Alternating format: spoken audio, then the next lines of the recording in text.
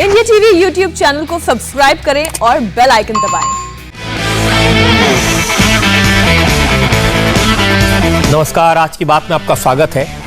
आज गुजरात में वो हुआ जो देश की राजनीति में पहले कभी नहीं हुआ। आज गुजरात में बीजेपी ने सारे के सारे 22 मंत्री को ड्रॉप कर दिया। उनकी जगह 24 नए मंत्री बनाए गए। जिन्हें ड्रॉप किया गया उनमें पुराने कार्यकर्ता हैं, बीजेपी के बड़े बड़े प्रभावशाली नेता हैं। Deputy chief minister Nitin Patel, power minister Saurabh Patel, education minister Bhupendra Chudasama, Dilip Thakor, Jayesh Radadiya और आरसी फल्दू जैसे तमाम बड़े बड़े नेता, जिनका अपने अपने इलाकों में, अपने अपने समाज में जबरदस्त प्रभाव है। इनमें से कई का नाम तो चीफ मिनिस्टर के लिए लिया जा रहा था। ऐसे दिग्गजों को हटाना, उन्हें समझाना, सबको मनाना, सबको पद छोड़ने के लिए राजी करना कोई आसान काम नहीं था। इन नेताओं ने पूरी उम्र सियासत में निकाल दी, तमाम सरकारें बनाने बिगाड़ने के खेल देखे और खेले। इसलिए अनुभवी और असरदार नेताओं को हटाकर पूरे मंत्रिमंडल का चेहरा बदल देना यह बहुत बड़ा प्रयोग है, बड़ी हिम्मत का काम है। मुख्यमंत्री समेत सारे मंत्रिमंडल को एक साथ बदलने का काम पहली बार हुआ है। इसलिए राजनीति के पंडित भी हैरान हैं। और दूसरी बात यह कि इतने ताकतवर नेताओं को हटाकर जिन्हें मंत्री बनाया गया, उनमें निमिषा सुथार, प्रदीप परमार, जगदीश पंचाल, नरेश पटेल ऐसे हैं जो पहली बार चुनकर आए हैं और पहली बार में मंत्री बन गए। मंत्रिमंडल में जो शामिल हैं उनमें से 21 ऐसे हैं जिन्हें मंत्रालय चलाने का, सरकार में बैठने का कोई अनुभव नहीं है। चीफ मिनिस्टर भूपेंद्र पटेल खुद फर्स्ट टाइम एमएलए हैं। आज जब गुजरात के राज्यपाल ने नए मंत्रियों को शपथ दिलाई तो समारोह में मौजूद सब लोग हैरत में थे। कल तक लगता था चाहे पार्टी ने सारे मंत्रियों को बदलने का इरादा किया हो, पर ऐसे इरादे, ऐसे फैसले अक्सर रातों रात बदल जाते हैं। लेकिन कुछ नहीं बदला। आज सारे पुराने 22 मंत्रियों को हटाकर उनकी जगह 24 नए मंत्रियों को शपथ दिलवा दी गई। कल तक जिन नेताओं के बारे में कहा जा रहा था कि वो मंत्रिमंडल में फेरबदल से, सभी पुराने मंत्रियों को बदले जाने से नाराज हैं, वो सब के सब नए मंत्रिमंडल के शपथ ग्रहण समारोह में मेहमान के तौर पर मौजूद थे। पूर्व मुख्यमंत्री विजय रूपाणी और पूर्व उप मुख्यमंत्री नितिन पटेल तो सबसे पहले पहुंचने वालों में थे। आजादी के बाद यह पहला मौका है जब मुख्यमंत्री के साथ साथ उनका पूरा मंत्रिमंडल बदल दिया गया। गांधीनगर में हुए इस शपथ ग्रहण समारोह में गवर्नर आचार्य देवव्रत ने राजभवन में 10 कैबिनेट और 14 स्टेट मंत्रियों को शपथ दिलाई। 14 राज्य मंत्रियों में 5 के पास इंडिपेंडेंट चार्ज होगा। जिन विधायकों को मंत्री बनाया गया उनमें से सिर्फ 3 राजेंद्र त्रिवेदी, राघोजी पटेल और किरीट सिंह राणा ऐसे हैं जो इससे पहले मंत्री रह चुके हैं, यानी जिनके पास थोड़ा बहुत अनुभव है। 24 में से 21 ऐसे हैं जिनके पास कोई अनुभव नहीं है, पहली बार मंत्री बने हैं। जबकि इनमें से भी 10 ऐसे हैं जो पहली बार विधायक बने और आज मंत्री के पद की शपथ ली। आज चीफ मिनिस्टर को मिला दें तो यह संख्या 11 हो जाएगी। जिन लोगों को मंत्री बनाया गया उनमें जीतू वाघाणी भी जाना पहचाना नाम है, लेकिन वो पहले कभी मिनिस्टर नहीं बने थे। गुजरात बीजेपी के अध्यक्ष रहे हैं। राजेंद्र त्रिवेदी अब तक गुजरात विधानसभा के स्पीकर थे। उन्होंने स्पीकर के पद से इस्तीफा देने के बाद कैबिनेट मिनिस्टर के तौर पर शपथ ली। उनकी जगह नीमाबेन आचार्य को विधानसभा का नया स्पीकर बनाया गया। गौर करने वाली बात यह कि सबसे पहले राजेंद्र त्रिवेदी ने शपथ ली। परंपरा के हिसाब से देखा जाए तो गुजरात की नई सरकार में चीफ मिनिस्टर के बाद उनकी हैसियत नंबर 2 की होनी चाहिए।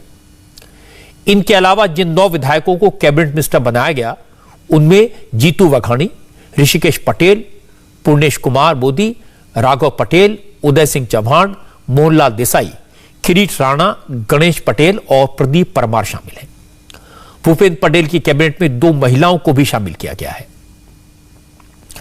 बहुत से लोगों को इस बात में इंटरेस्ट होता है कि मंत्रिमंडल में किस जाति को कितना प्रतिनिधित्व मिला।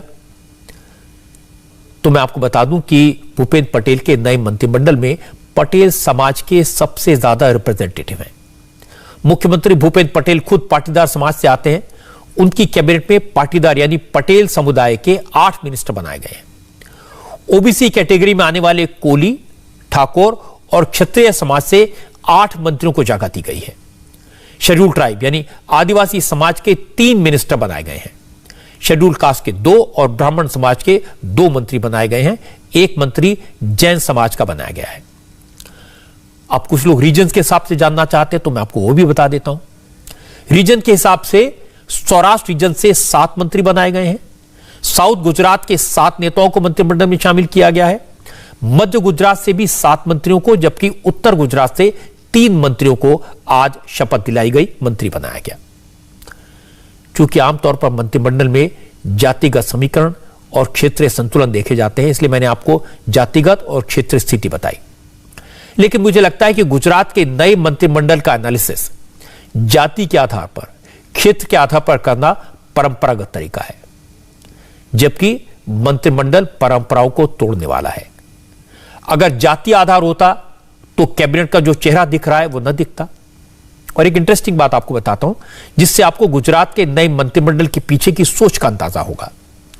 विजय रूपाणी की सरकार में 22 में से 2 मंत्री अहीर जाति के थे। बीजेपी के पास जवाहर चावड़ा और वासुदेव अहीर, ये 2 ही अहीर विधायक हैं। इससे जब यह फैसला हुआ कि सारे मंत्री बदलेंगे, तो पुराने तरीके से सोचने वाले नेताओं ने पार्टी के सामने प्रॉब्लम रखी। कहा अगर दोनों अहीर विधायकों को मंत्रिमंडल से हटाया जाएगा तो फिर नई सरकार में अहीर जाति का रिप्रेजेंटेशन खत्म हो जाएगा, क्योंकि इनके अलावा पार्टी के पास कोई और अहीर विधायक है नहीं। लेकिन नई लीडरशिप डेवलप करने वाले नए नेताओं को मौका देने की बात कहकर इस तर्क को खारिज कर दिया गया। अगर जाति के लिहाज से देखेंगे तो राजेंद्र त्रिवेदी का पहले नंबर पर शपथ लेना भी हैरान करता है, क्योंकि राजेंद्र त्रिवेदी के पूर्वज उत्तर प्रदेश से आकर गुजरात में बसे थे। राजेंद्र त्रिवेदी यूपी के ब्राह्मण हैं और गुजरात में ब्राह्मणों की आबादी सिर्फ 3% है।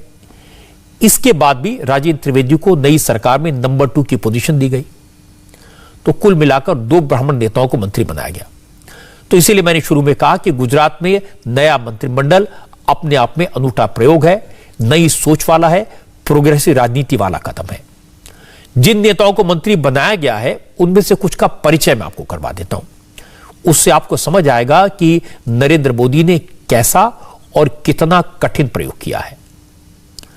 गुजरात के नए मंत्रिमंडल में जीतू वाघाणी को कैबिनेट मिनिस्टर बनाया गया है। वाघाणी पहली बार मंत्री बने हैं। वो भूपेंद्र पटेल की सरकार में शिक्षा मंत्रालय संभालेंगे। 52 साल के जीतू वाघाणी लेहुआ पाटीदार हैं, सौराष्ट्र से आते हैं। वाघाणी लंबे समय से संगठन में एक्टिव हैं। सीआर पाटिल से, यानी सीआर पाटिल से पहले पिछले साल तक वो गुजरात बीजेपी के अध्यक्ष थे। जीतू वाघाणी ने पहली बार 2007 में विधानसभा का चुनाव लड़ा। उन्हें गुजरात कांग्रेस के शक्ति सिंह गोहिल ने भावनगर वेस्ट से हराया। लेकिन उसके बाद वाघाणी ने 2012 और 2017 में दोनों बार विधानसभा का चुनाव जीता। ऋषिकेश पटेल को कैबिनेट मिनिस्टर बनाया गया है, पहली बार मंत्री बने हैं। भूपेंद्र पटेल की सरकार में वो स्वास्थ्य मंत्रालय संभालेंगे। पाटीदार नेता ऋषिकेश पटेल की मेहसाणा में अच्छी पकड़ है। वो मेहसाणा डिस्ट्रिक्ट की विसनगर विधानसभा सीट से विधायक हैं। 61 साल के हैं। ऋषिकेश पटेल मेहसाणा की एपीएमसी के चेयरमैन भी हैं। वो मेहसाणा डिस्ट्रिक्ट बीजेपी के अध्यक्ष रह चुके हैं। तो गहरे नेता हैं जिनकी जनता में पकड़ है। एक और पाटीदार नेता राघव जी पटेल को भी कैबिनेट मिनिस्टर बनाया गया है। राघव जी पटेल को कृषि मंत्रालय दिया गया है। वो कांग्रेस छोड़कर बीजेपी में शामिल हुए थे। 2019 में बाई इलेक्शन में उन्होंने जामनगर ग्रामीण सीट से चुनाव जीता। राघव जी पटेल उस वक्त चर्चा में आए जब 2018 में उन्होंने कांग्रेस विधायक के तौर पर राज्यसभा सीट के चुनाव के लिए अहमद पटेल को वोट न देकर बीजेपी के कैंडिडेट को वोट दे दिया था। हालांकि बाद में राघव जी पटेल का वोट रद्द हो गया था और अहमद पटेल चुनाव जीत गए थे। कनुभाई देसाई को कैबिनेट मिनिस्टर बनाया गया है। कनुभाई को भूपेंद्र पटेल सरकार में 2 बहुत अहम मंत्रालयों की जिम्मेदारी सौंपी गई है। कनुभाई फाइनेंस और पावर मिनिस्ट्री ये दोनों संभालेंगे। कनुभाई वलसाड डिस्ट्रिक्ट के पारदी से विधायक हैं और दूसरी बार एमएलए चुने गए हैं। नौजवान नेता अर्जुन सिंह चौहान को कैबिनेट मिनिस्टर बनाया गया है। 37 साल के अर्जुन सिंह चौहान ओबीसी समाज से आते हैं, तेज तर्रार नेता हैं। खेड़ा जिले के महिमाबाद से विधायक हैं। चौहान बीजेपी के राज्य सचिव रह चुके हैं और खेड़ा जिले में बीजेपी के प्रेसिडेंट भी हैं। विधायक और जिला का अध्यक्ष भी हूँ। पार्टी जो आदेश करेगी और प्राथमिकताएं तो पार्टी की है। दीनदयाल जी उपाध्याय से लेकर अभी जो श्रेष्ठ शीर्षस्थ नेतृत्व है, जो भी हमको बोलेगा वो करेंगे।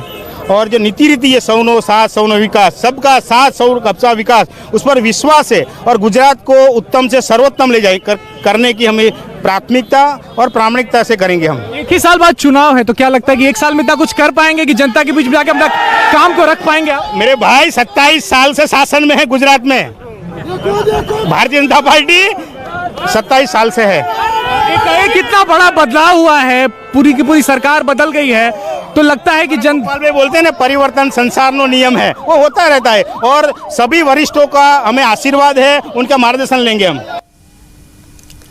ज्यादातर जो नए मंत्री बने उन्होंने इसी तरह की बातें कही, इसी तरह से अपनी खुशी जाहिर की। ये स्वाभाविक भी है, लेकिन नए लोग को मंत्री बनाना जितना आसान फैसला है, पुराने नेताओं को मंत्री पद से हटाना उतना ही मुश्किल फैसला है। और यह फैसला उस वक्त और ज्यादा मुश्किल हो जाता है जब फैसला ऐसे नेताओं के बारे में लेना हो जिनका अपने इलाके में, अपने समाज में और पार्टी में बहुत ज्यादा प्रभाव रहा है। और गुजरात में जिन नेताओं को मंत्री पद छोड़ना पड़ा, उनमें ऐसे एक दो नहीं, कई नेता हैं। जैसे नितिन पटेल को ले लीजिए। आज वो सामान्य दिख रहे हैं, चेहरा पर मुस्कुराहट है, लेकिन 2 दिन तक उनकी नाराजगी की खूब चर्चा रही। नितिन पटेल पाटीदार समाज के बड़े प्रभावशाली नेता हैं, महसाणा से विधायक हैं, 6 बार चुनाव जीत चुके हैं। नॉर्थ गुजरात में उनका जबरदस्त असर है। वो पटेलों में भी कड़वा पटेल बिरादरी से आते हैं। करीब 30 साल से वो सरकार में अलग अलग मंत्री पदों पर रहे हैं। रूपाणी सरकार में Nitin Patel deputy chief minister थे। उनके पास वित्त मंत्रालय, रोड एंड बिल्डिंग, स्वास्थ्य और मेडिकल एजुकेशन जैसे 4 बड़े बड़े मंत्रालय एक साथ थे और कई और दूसरे डिपार्टमेंट भी थे। अब सोचिए, क्या ऐसे नेता को इस्तीफा देने के लिए कहना कोई आसान काम है? आज शपथ ग्रहण के बाद हमारे संवाददाता निर्णय कपूर ने नितिन पटेल से बात की, जो सुनने लायक है। नितिन पटेल ने कहा कि वो उस वक्त से बीजेपी के साथ हैं जब न उनकी कोई पहचान थी और न बीजेपी की। उन्हें जो दिया पार्टी ने दिया, इसलिए बीजेपी छोड़ने या बीजेपी को नुकसान पहुंचाने के बारे में तो वो सोच भी नहीं सकते। जो भी होता है वो चाहते कि हम पोस्ट पर बने रहें। कोई ऐसा बोलेगा कि मैं नहीं चाहता हूं, ऐसा तो मैं सच नहीं समझता। मेरी भी इच्छा हो सकती है, विजय भी की इच्छा हो सकती है कि भाई मुख्यमंत्री में बना रहूं। सबकी इच्छा होती है, जो पॉलिटिक्स में आते हैं वो चाहते ही है कि मैं कुछ अच्छे स्थान पर बना रहूं। जैसे अपने क्रिकेट की टीम होती है, तो क्रिकेट की टीम में भी जो प्लेयर होते हैं तो वो भी चाहते हैं कि 11 में मेरी पसंदगी हो।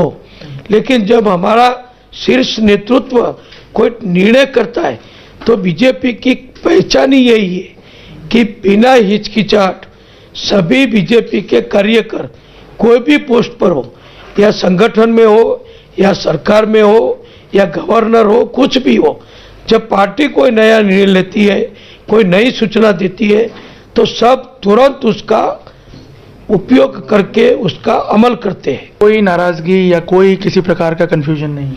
मेरे हिसाब से तो किसी में भी नहीं है, लेकिन किसी के अंदर क्या पड़ा है मैं अभी कैसे बता सकता हूँ। लेकिन जाहिर में कोई व्यक्ति ने किसी भी प्रकार का विरोध नहीं किया है। गुजरात में रहकर ही काम करना चाहते हैं? हाँ भाई, मैंने काफ़ी समय से गुजरात में काम किया है। गुजरात का एक भी तहसील, डिस्ट्रिक्ट, एक भी ज्ञाति जाति समाज, कोई भी व्यापार धंधा, बिजनेस, किसानी, कोई क्षेत्र ऐसा बाकी नहीं जिससे मैं जुड़ा हुआ नहीं हूँ। तो मेरा मन उनके साथ जुड़ गया है, मैं उनके साथ जुड़ गया, वो मेरे साथ जुड़ गए, तो फिर मैं बाहर क्यों जाऊँ। और मैं जब बीजेपी में आया, जनसंघ के समय से तो 18 साल की उम्र का मैं तब था, तब बीजेपी की गवर्नमेंट बनने का कोई सोच भी नहीं सकता था। एक तहसील पंचायत या डिस्ट्रिक्ट पंचायत बीजेपी की या जनसंघ की बने, ऐसा भी हम सोच नहीं सकते थे। उस 18 साल की उम्र से मैं बीजेपी में हूँ, आज 67 ईयर्स हो गया। तो पार्टी ने मुझे बहुत कुछ दिया है, गुजरात की जनता ने, कार्यकर्ताओं ने बहुत कुछ प्रेम दिया है। तो लोगों के साथ रहना मैं चाहता हूँ।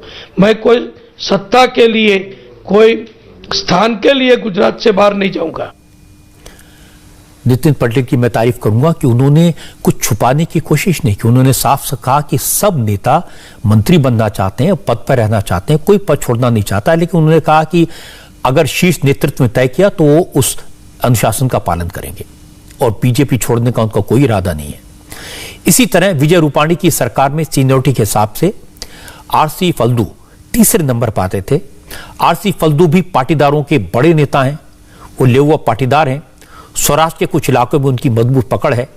विजय रूपाणी की सरकार में कृषि, ग्रामीण विकास और ट्रांसपोर्ट जैसे 3 बड़े मंत्रालय उनके पास थे। आरसी फल्दू नरेंद्र मोदी के बहुत करीबी माने जाते हैं। जब नरेंद्र मोदी गुजरात के चीफ मिनिस्टर थे तब फल्दू गुजरात बीजेपी के अध्यक्ष हुआ करते थे।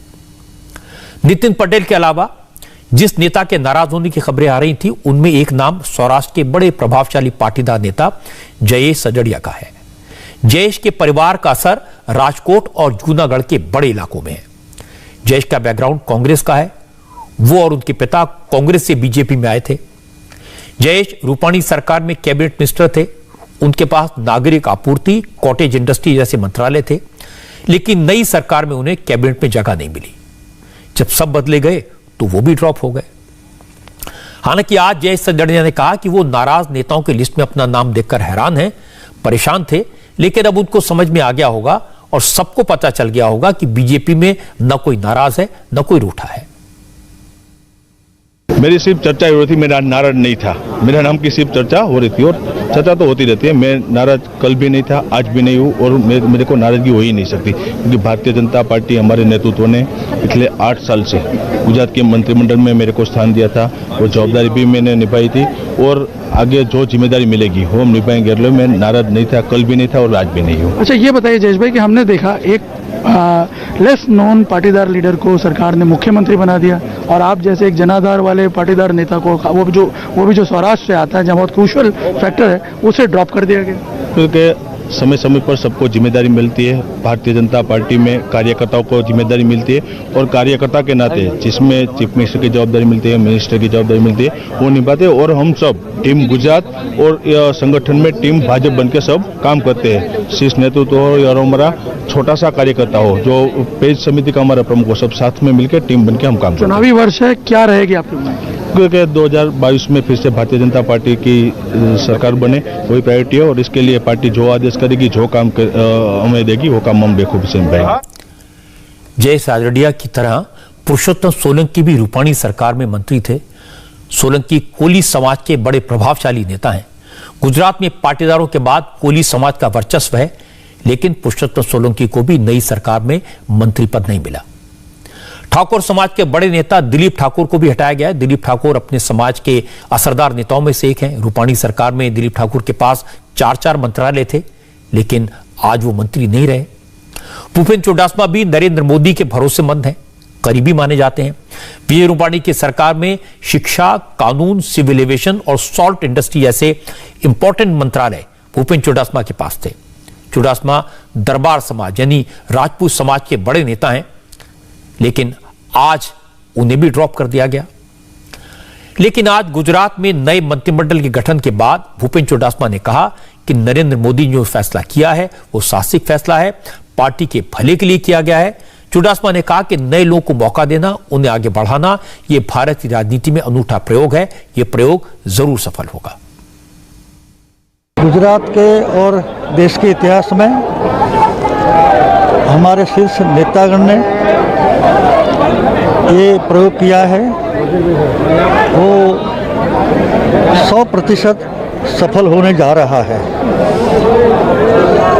सरकार के लोगों को पार्टी में काम करना चाहिए और पार्टी में काम करने वाले को सरकार में स्थान मिलना ही चाहिए। ये आदर्श बात है। अभी तक किसी ने ये पालन नहीं किया था, पहली बार हो रहा है।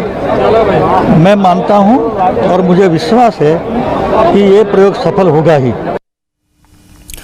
गुजरात में सारे मंत्री क्यों बदले गए? पार्टी ने इस तरह का प्रयोग क्यों किया? क्या इस तरह के फैसले से पार्टी के अंदर नाराजगी है? इन सवालों के जवाब केंद्रीय मंत्री और गुजरात बीजेपी के इंचार्ज भूपेन्द्र यादव ने दिए। एक निरंतरता के साथ, कंटिन्यूटी के साथ, कंसिस्टेंसी के साथ जो पार्टी काम करती है, वह पार्टी अपने नए नेतृत्व को भी उभारते हुए, नए अनुभवों को विस्तार देने के लिए, सामाजिक रूप से नए लोगों को प्रतिनिधित्व देने के लिए एक नई परंपरा के साथ काम कर रही है। नया नेतृत्व भी आगे आए, नए नेतृत्व का प्रयोग हो, पार्टी लगातार नए नेतृत्व को भी आगे बढ़े और सब लोग साथ मिलकर के काम करें। सृजनात्मकता की दृष्टि से, कंटिन्यूटी की दृष्टि से, कंसिस्टेंसी की दृष्टि से और नए नेतृत्व को आगे बढ़ाने का जो भारतीय जनता पार्टी का ये जो राजनीतिक रूप से संकल्प का प्रयोग है, ये मेरा मानना है कि भारत की राजनीति का अभिनव प्रयोग है। टीम वही है, एक ही टीम है, एक साथ सब लोग काम कर, सभी लोग साथ हैं आपके सामने, सबने साथ मिलकर के कार्यक्रम में भाग लिया है। आने वाले दिनों में विजय भाई और नितिन भाई को क्या जिम्मेदारी दी जाएगी? पार्टी में उनके लिए यथा योग्य स्थान है, पूरी चर्चा है, हम सब साथ करेंगे। पार्टी में सभी वरिष्ठ सभी लोगों को लेते हुए हम आगे बढ़ते हैं। 2022 में प्रचंड बहुमत के साथ आएंगे भारतीय जनता पार्टी, 3/4 से भी ज्यादा सीटें। मैंने बहुत सारे मंत्रिमंडल बनते देखे हैं, मुख्यमंत्री बदलते देखे हैं, लेकिन यह पहली बार देखा कि मुख्यमंत्री के साथ साथ सारे मंत्रियों को हटा दिया गया। नए मुख्यमंत्री के साथ सारे के सारे मंत्री भी नए बना दिए गए। यह पहले कभी नहीं हुआ। असल में ऐसा फैसला करने के लिए बड़ी हिम्मत चाहिए, मजबूत इरादा चाहिए, और यह काम सिर्फ नरेंद्र मोदी जैसा लीडर ही कर सकता है। मंत्रिमंडल बनाने में 100 तरह के झंझट होते हैं, तमाम परमुटेशन, कॉम्बिनेशन, तमाम समीकरण ध्यान में रखने पड़ते हैं। कौन पार्टी का कितना पुराना लीडर है, कहीं कोई मंत्री न बनाए जाने से नाराज होकर पार्टी छोड़ तो नहीं जाएगा, किसके साथ कितने एमएलए हैं, कहीं कोई ड्रॉप होने के बाद चुनाव में नुकसान तो नहीं पहुंचाएगा, कौन सा नेता किस जाति का है, किस जाति का कितना प्रभाव है, जिसको ड्रॉप किया जा रहा है वो किस इलाके से आता है, उस इलाके में उसका असर कैसा है, पार्टी का उस इलाके में सपोर्ट बेस क्या है, अगर ज्यादा है तो कम होने का डर और कम है तो न बढ़ने का खतरा। बहुत सारी बातें देखनी पड़ती हैं, लेकिन नरेंद्र मोदी ने ऐसी किसी भी बात की परवाह नहीं की। मंत्री बनाते समय सबसे बड़ी बात यह होती है कि कौन किसके करीब है। मोदी 13 साल गुजरात के मुख्यमंत्री रहे, 7 साल से प्रधानमंत्री हैं। गुजरात की राजनीति में वो सबको जानते हैं। जिन 22 मंत्रियों को ड्रॉप किया उनमें से कई मोदी के करीबी रहे हैं। कितनों ने मोदी के साथ काम किया है, वो मोदी के खासम खास माने जाते थे, लेकिन अपने करीबियों को भी मंत्री पद से हटाने के लिए जो साहस चाहिए वो हर किसी में नहीं होता। मोदी ने कभी ऐसी बातों की परवाह नहीं की, कौन करीब है कौन दूर है। जहां तक सरकार चलाने के लिए अनुभव की बात है, तो जब 2002 में नरेंद्र मोदी गुजरात के चीफ मिनिस्टर बने थे तो उन्हें भी सरकार चलाने का कोई अनुभव नहीं था। एमएलए तो छोड़िए, वो कभी कॉर्पोरेटर भी नहीं रहे थे, लेकिन सीधे मुख्यमंत्री बने। और किसको हटाकर? केशुभाई पटेल जैसे अनुभवी और कद्दावर नेता को हटाकर। लेकिन नरेंद्र मोदी ने कभी पीछे मुड़कर नहीं देखा, पार्टी को नई ऊंचाइयों तक पहुंचाया। लेकिन यह कहते वक्त यह भी ध्यान रखना पड़ेगा कि हर कोई मोदी नहीं होता, ना हो सकता है। हर किसी में मोदी जैसी हिम्मत, मोदी जैसा विजन नहीं होता। नरेंद्र मोदी ने आज देश की राजनीति में एक नया अध्याय जोड़ा है, एक नए इतिहास की इबारत लिखी है। इसका देश की राजनीति पर दूरगामी असर होगा। मोदी की अलग सोच, काम करने के अलग तरीके और नए विजन का एक और एग्जाम्पल आज आपको दिखाता हूं। आज दिल्ली में नरेंद्र मोदी के ड्रीम प्रोजेक्ट सेंट्रल विस्टा के एक हिस्से ने आकार ले लिया। यानी सेंट्रल विस्टा के तहत बनने वाली बिल्डिंग्स, ऑफिसेस कैसे होंगे, किस क्वालिटी और स्टैंडर्ड के होंगे, कैसी सुविधाएं होंगी, इसकी पहली झलक आज दिखाई थी।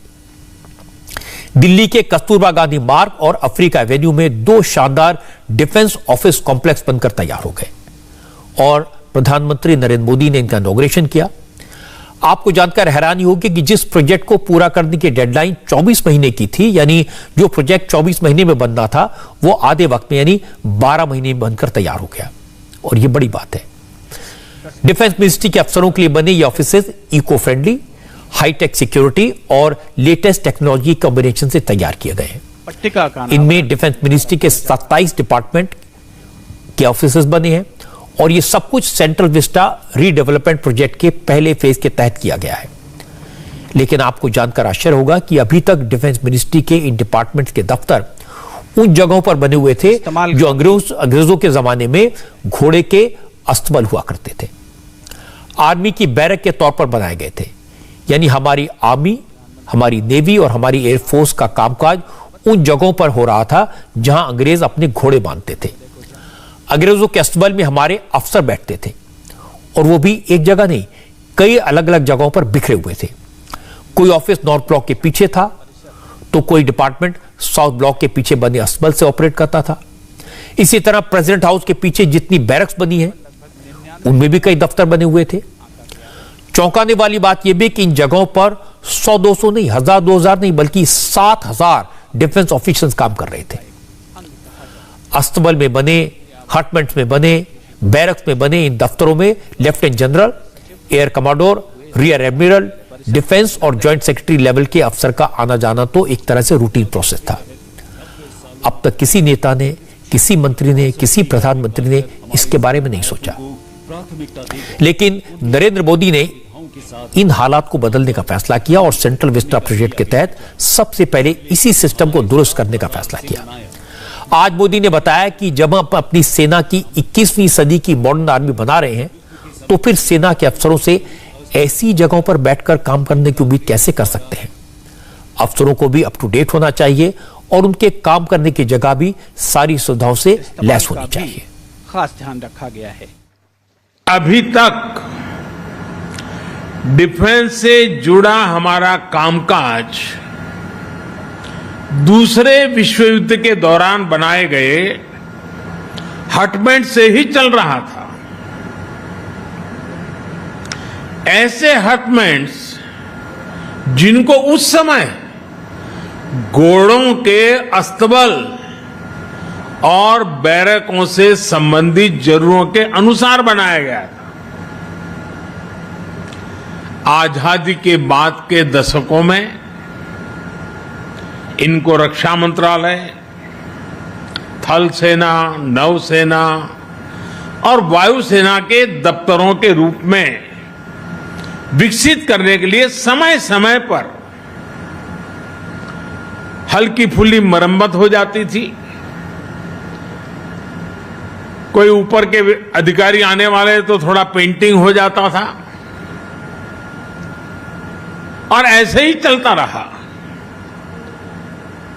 इसकी जब बारीकियों के मैंने देखा तो मेरे मन में पहला विचार यह आया कि ऐसी बुरी अवस्था में हमारे इतने प्रमुख सेना के लोग देश की रक्षा के लिए काम करते हैं, वरना ये ऐसी जगह थी कि जरूर कोई इनको आलोचना करता कि भारत सरकार क्या कर रही है। लेकिन पता नहीं किसी ने इस पर ध्यान नहीं दिया। इन हटमेंट्स में आने वाली परेशानियों को भी आप लोग भली भांति जानते हैं। आज जब 21वीं सदी के भारत की सैन्य ताकत को हम हर लिहाज से आधुनिक बनाने में जुटे हैं, तब देश की रक्षा सुरक्षा से जुड़ा कामकाज दशकों पुराने हटमेंट से हो, ये कैसे संभव हो सकता है। और इसलिए इन स्थितियों को बदलना भी बहुत जरूरी था। मुझे याद है जब से केंद्र सरकार ने सेंट्रल विस्टा प्रोजेक्ट का ऐलान किया, जब से इस पर काम शुरू हुआ, तभी से इस मुद्दे पर कांग्रेस नरेंद्र मोदी को लगातार कोस रही है। किसने कहा कि मोदी महल बन रहा है, सेंट्रल विस्टा के नाम पर पैलेस तैयार हो रहा है। राहुल गांधी ने तो कहा कि सेंट्रल विस्टा जैसे प्रोजेक्ट की जरूरत ही नहीं है। उन्होंने कहा यह पूरा प्रोजेक्ट टैक्स पेयर्स की हजारों करोड़ रुपए की बर्बादी है, इसे क्रिमिनल वेस्टेज ऑफ मनी कहा गया था। उस वक्त मोदी खामोश रहे। लेकिन आज जब सेंट्रल विस्टा प्रोजेक्ट के तहत हमारे फौज के अफसरों के लिए शानदार दफ्तर बने, तो प्रधानमंत्री नरेंद्र मोदी ने आज प्रोजेक्ट पर सवाल उठाने वालों को करारा जवाब दिया। मोदी ने कहा कि कुछ लोग एजेंडे के तहत भ्रम फैला रहे थे, सेंट्रल विस्टा प्रोजेक्ट पर देश को गुमराह करने का काम कर रहे थे। लेकिन अब ऐसे लोगों का झूठ ज्यादा दिन नहीं चलेगा, क्योंकि जिसे लोग सपना बताते थे वो हकीकत बनकर सामने खड़ा है। जिसे लोग फिजूल खर्ची बताते थे वो देश के सामने सेंट्रल विस्टा के रूप में खड़ा है। जो लोग सेंट्रल विस्टा के प्रोजेक्ट के पीछे डंडा लेकर के पड़े थे, वे बड़ी चतुराई से, बड़ी चालाकी से सेंट्रल विस्टा प्रोजेक्ट का ये भी एक हिस्सा है। 7,000 से अधिक सेना के अफसर जहां काम करते हैं, वो व्यवस्था विकसित हो रही है, इस पर बिल्कुल चुप रहते थे, क्योंकि उनको मालूम था कि जो भ्रम फैलाने का इरादा, झूठ फैलाने का इरादा है, जैसे ही इस बात की सामने आएगा तो फिर उनकी सारी गपबाजी चल नहीं पाएगी। लेकिन आज देश देख रहा है कि सेंट्रल विस्टा के पीछे हम कर क्या रहे हैं। अब देखिए, अब केजी मार्ग और अफ्रीका एवेन्यू में बने ये आधुनिक ऑफिस राष्ट्र की सुरक्षा से जुड़े हर काम को प्रभावी रूप से चलाने में बहुत मदद करेंगे। राजधानी में आधुनिक डिफेंस एन्क्लेव के निर्माण की तरफ ये बड़ा और महत्वपूर्ण स्टेप है। दोनों परिसरों में हमारे जवानों और कर्मचारियों के लिए हर जरूरी सुविधा दी गई है। हम कोशिश करते हैं ऐसी हर खबर की गहराई में जाने की। दिल्ली में बने डिफेंस ऑफिसर्स कॉम्प्लेक्स की हमने पूरी तरह से तहकीकात की और कुछ डिटेल्स मेरे पास में है। कैसा है यह कॉम्प्लेक्स? पहली बात तो यह कि दोनों बिल्डिंग्स इको फ्रेंडली हैं। इन्हें बनाते वक्त एनवायरनमेंट का पूरा ख्याल रखा गया है, एक भी पेड़ काटा नहीं गया। रूफटॉप पर सोलर पैनल्स लगे हैं और जीरो वेस्ट सिस्टम है, यानी यहां पर वेस्ट ट्रीटमेंट प्लांट लगे हुए हैं। जहां तक पानी और बिजली की बात है तो वाटर हार्वेस्टिंग के साथ साथ एनर्जी एफिशिएंट मॉडल पर बिल्डिंग तैयार की गई है। बिल्डिंग में जरूरत के हिसाब से बिजली खर्च होगी। आर्मी ऑफिसर्स के लिए जो ऑफिस बनी है, ये जो नई बिल्डिंग बनी है, ये बनने से बहुत सारी जमीन खाली हुई है। पहले फौज के सारे ऑफिस नॉर्थ साउथ ब्लॉक के पीछे ABEGHJL और M ब्लॉक, इसी हिसाब से लोग दिल्ली के लोग जानते हैं, इनमें थे। इसके साथ साथ जोधपुर हाउस प्लॉट नंबर 30 और प्लॉट नंबर 108 पे बने थे। जब इन सबको खाली करवाया गया तो पता चला कि कम से कम इन दफ्तरों के कामकाज के लिए 62 एकड़ से ज्यादा जमीन घिरी हुई थी। लेकिन सेंट्रल दिल्ली के केजी मार्ग के साथ चाणक्यपुरी के अफ्रीका एवेन्यू में जो 2 बिल्डिंग बनी है, उन्हें बनाने में सिर्फ 13 एकड़ जमीन इस्तेमाल हुई है। करीब 50 एकड़ जमीन अब दूसरे डेवलपमेंट प्रोजेक्ट के लिए इस्तेमाल की जाएगी। इसीलिए नरेंद्र मोदी ने आज कहा कि जो लोग उनके काम करने के तरीके पर सवाल उठाते हैं, उन्हें सेंट्रल विस्टा प्रोजेक्ट की ये तस्वीरें जरूर देखनी चाहिए। ये जो नए परिसर बनाए गए हैं, वो लगभग 13 एकड़ भूमि में बने हैं। देशवासी आज जब ये सुनेंगे, जो लोग दिन रात हमारे हर काम की आलोचना करते हैं, उनको जरा उनका चेहरा सामने रख करके इन चीजों को सुने देशवासी। दिल्ली जैसे इतने महत्वपूर्ण जगह पर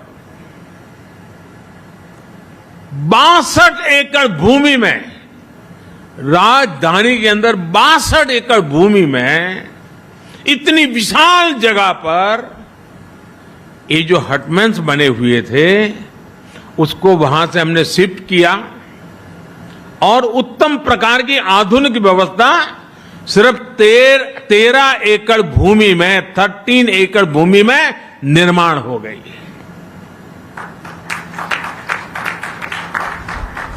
देश की संपत्ति का कितना बड़ा सदुपयोग होगा। यानी इतनी बड़ी और आधुनिक सुविधाओं के लिए पहले के मुकाबले लगभग 5 गुना कम भूमि का उपयोग हुआ है। आज जिन नई बिल्डिंग्स का उद्घाटन हुआ, इनमें से एक अफ्रीका एवेन्यू का कॉम्प्लेक्स 7 मंजिल की इमारत है।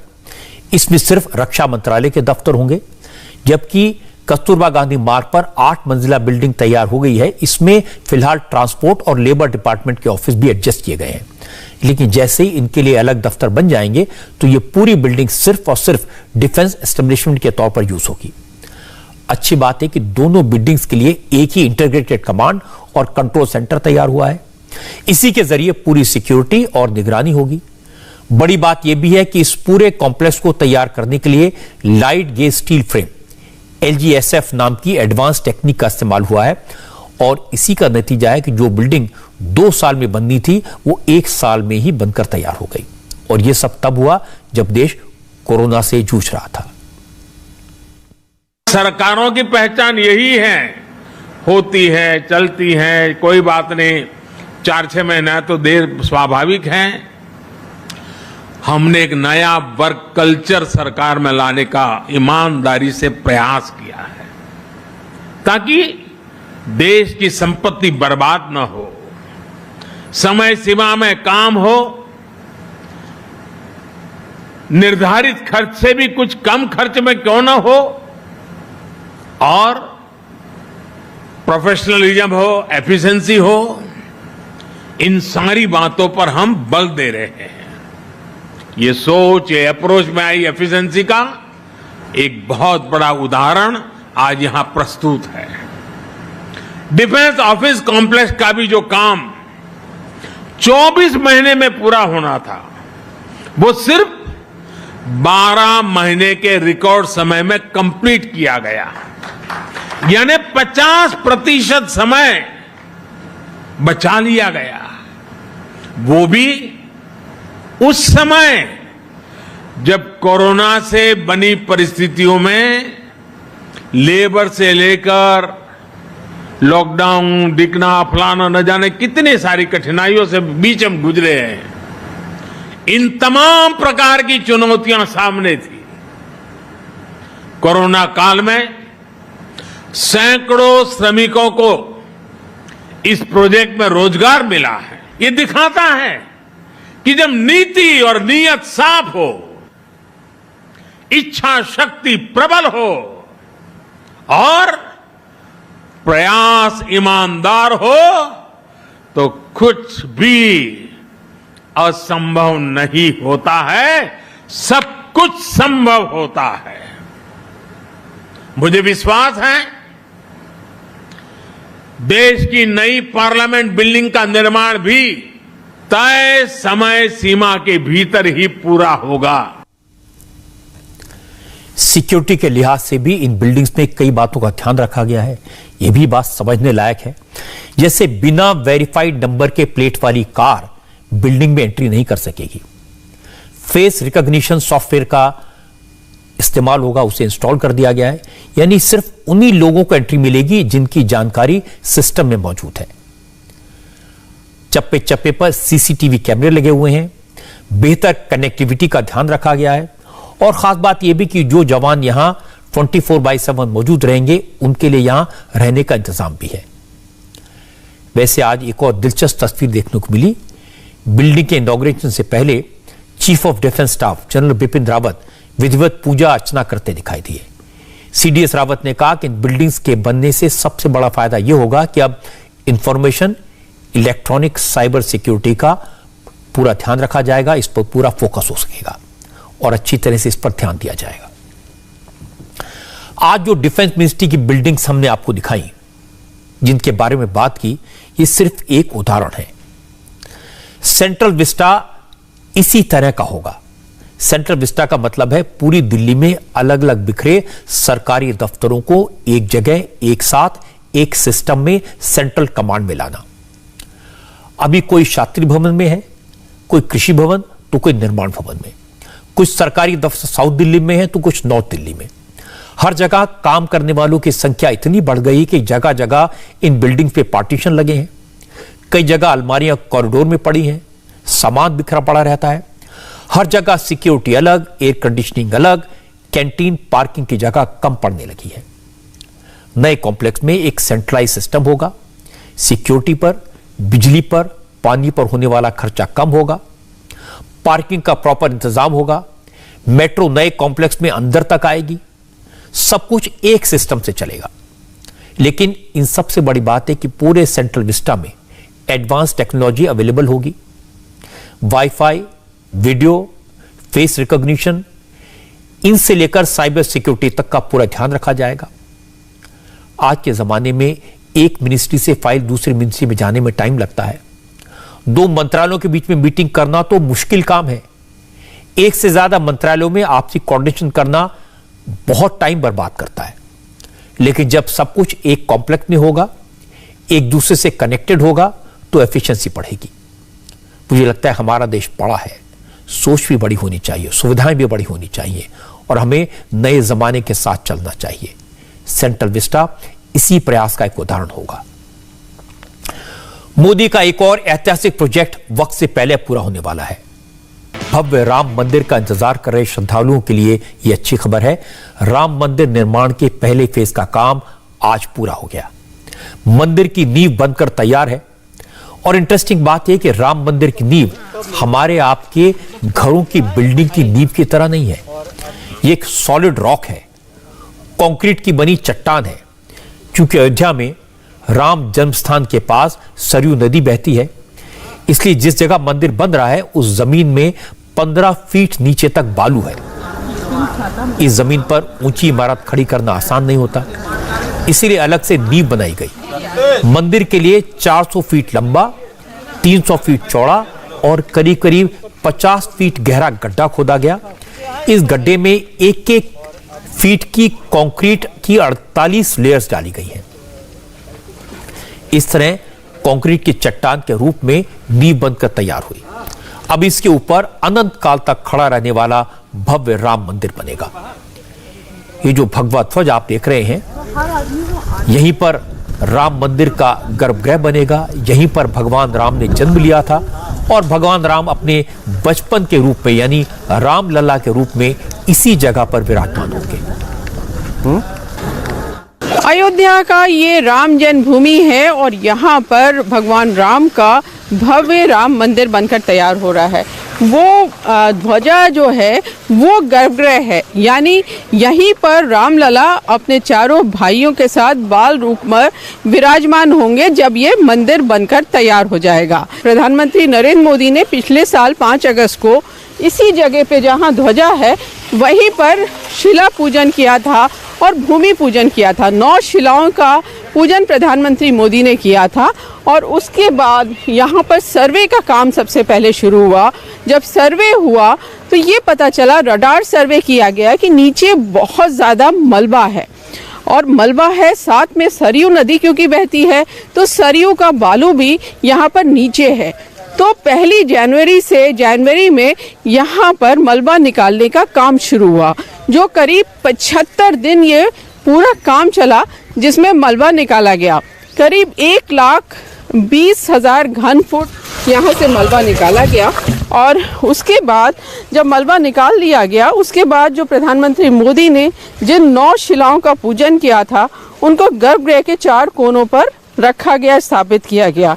फिर उसके बाद नींव भरने का काम शुरू हुआ और ऐसा मंदिर बनाने की कोशिश यहाँ पे की गई है कि जो सदियों तक सुरक्षित रहे। इसलिए इसमें आप देखेंगे कि अब इस समय यहाँ पर 24 घंटे काम चल रहा है। 2 शिफ्ट में यहाँ मजदूर लोग काम करते हैं और नींव भराई का काम यहाँ पर करीब करीब पूरा हो चुका है। अब जो ट्रस्ट है उसका ये कहना है कि 2023 तक ये मंदिर बनकर तैयार हो जाएगा। राम मंदिर की नींव भरने के लिए 15 सितंबर की डेडलाइन थी और डेडलाइन पर काम पूरा हो गया। इस नींव को बनाने का काम कितना मुश्किल था, इसका अंदाजा आप रुचि कुमार ने दिया। इसका अंदाजा आपको इस बात से भी लगाया जा सकता है कि इस काम में 6 महीने लगे, 24 घंटे काम हुआ, तब जाकर फर्स्ट फेज सही वक्त पर पूरा हुआ। रुचि कुमार ने अयोध्या में श्री राम जन्मभूमि तीर्थ क्षेत्र ट्रस्ट के सेक्रेटरी चंपत राय से भी बात की। चंपत राय ने कहा इसके बाद करीब 1.5 मीटर ऊंचा कंक्रीट का एक और स्लैब बनेगा, उसके ऊपर ग्रेनाइट पत्थरों के 3000 स्लैब से ऊंचा चबूतरा बनेगा। इसी चबूतरे पर 161 फीट ऊंचा गगनचुंबी भव्य राम मंदिर बनेगा। चंपत राय ने बताया कि मंदिर निर्माण का काम पूरा होने में 2 साल का वक्त और लगेगा। श्रद्धालु 2023 के आखिर तक भव्य मंदिर में विराजमान रामलला के दर्शन कर पाएंगे। नींव के निर्माण का फर्स्ट फेज कंप्लीट हो गया है। पहला चरण पूर्ण। 11,000 घनफुट चट्टान जमीन के नीचे बैठा दी गई है। गर्भगृह पर यह चट्टान 14 मीटर गहरी मोटी है। गर्भगृह छोड़कर अन्य भाग में यह चट्टान 12 मीटर मोटी गहरी है। और इस प्रकार 6 महीने के प्रयत्नों से 6 महीने तक 24 घंटे 2 शिफ्ट में काम करने के परिणाम स्वरूप ये पहला चरण आज पूरा हो गया है। अब थोड़ा वर्षा में अंतर आएगा, तब हम दूसरा चरण प्रारंभ कर देंगे। दूसरे चरण में एक लगभग 1.5 मीटर मोटी एक दूसरी चट्टान ढाली जाएगी। पत्थरों से प्लिंथ को ऊंचा किया जाएगा। 16 घनफुट क्षेत्रफल के आयत के लगभग 30,000 पत्थर आएंगे और वो एक के ऊपर एक रखकर प्लिंथ को ऊंचा किया जाएगा। तो कब तक माने कि राम मंदिर में राम भक्त दर्शन करना शुरू? 2023 का अंत। 2023 का। राम मंदिर के पुजारी कहते हैं कि उन्होंने वो दिन देखे हैं जब रामलला सलाखों के पीछे फटी तिरपाल के नीचे रहते थे। तिरपाल बदलने के लिए भी कोर्ट से ऑर्डर लेना पड़ता था। अब वही पुजारी अपनी आंखों से भव्य राम मंदिर बनता देख रहे हैं और काफी भावुक हो जाते हैं। पर मुझे लगता है कि सिर्फ रामलला के रहने का स्थान भव्य होगा इतना ही नहीं है। राम मंदिर बनते बनते काफी कुछ बदला है। राम मंदिर ने काफी कुछ बदला है। कई नेता राम मंदिर की जगह शौचालय बनाने की बात करते थे। कोई नेता यहां पर विश्वविद्यालय बनाने की बात करता था। अब वो नेता भी कहते हैं कि जल्दी से जल्दी राम का भव्य मंदिर बनना चाहिए। जो लोग कहते थे अयोध्या में राम का मंदिर बना तो समाज में टकराव बढ़ेगा, आज वो मानते हैं कि राम मंदिर के निर्माण का काम बिना किसी विवाद के बड़ी शांति से हो रहा है। और तीसरी बात है कि अयोध्या में सिर्फ राम मंदिर नहीं बन रहा, पूरी अयोध्या नगरी को एक बड़ा टूरिस्ट डेस्टिनेशन बनाया जा रहा है। इससे अयोध्या में रहने वालों का जीवन बदलेगा, रोजगार के अवसर मिलेंगे, अयोध्या एक बेहतर शहर बनेगा, अयोध्या की नगरी का पुराना वैभव फिर लौट आएगा। एक ब्रेक के लिए हमें रुकना है और ब्रेक के बाद आपको बताएंगे विराट कोहली ने आज कौन सा फैसला किया जिसने सबको चौंका दिया।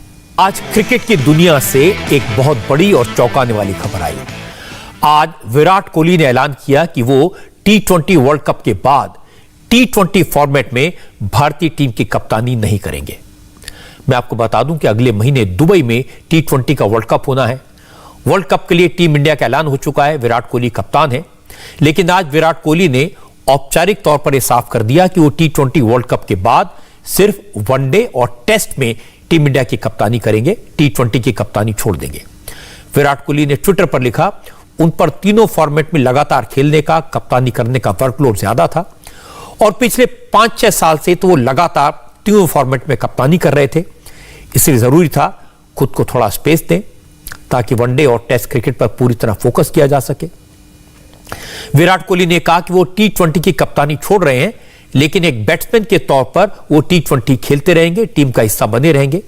और जहां तक वनडे और टेस्ट क्रिकेट की बात है, इन दोनों फॉर्मेट में वो टीम इंडिया की कप्तानी करते रहेंगे, टीम को लीड करते रहेंगे। विराट कोहली ने कहा कि इस तरह का फैसला लेना आसान नहीं होता।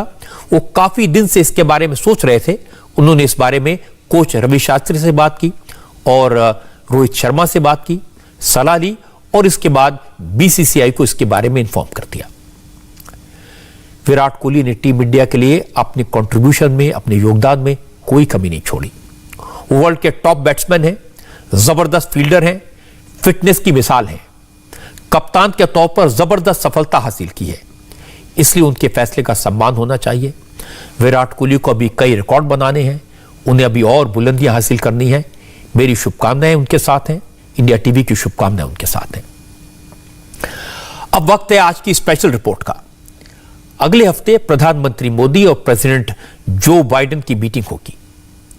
इससे पहले एक बड़ी इंटरनेशनल खबर आई है जिसे सुनकर चीन और पाकिस्तान दोनों डरे हुए हैं। हमारी स्पेशल रिपोर्ट देखने के लिए चलते हैं सुरभि शर्मा के पास।